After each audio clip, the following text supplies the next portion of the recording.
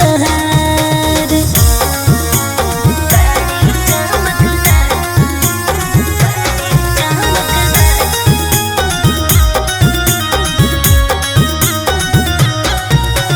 Cream लेबो powder वाले बोले वो कान के बाली जी रोसी हो नहीं सोया लाले कॉलर लेबो उठा लाली जी।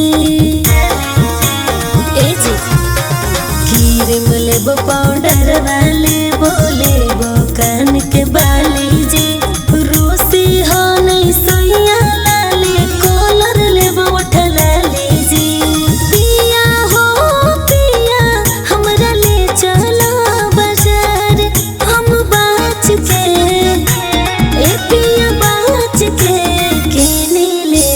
साड़ी चमकदार हम बाच के कहने लेबै साड़ी चमकदार।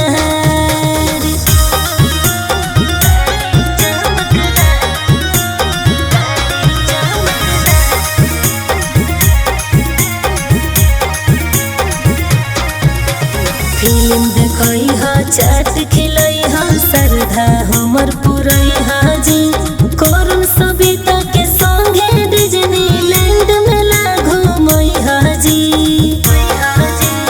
ए जी फिल्म देखई हा चाट खिलई हा श्रद्धा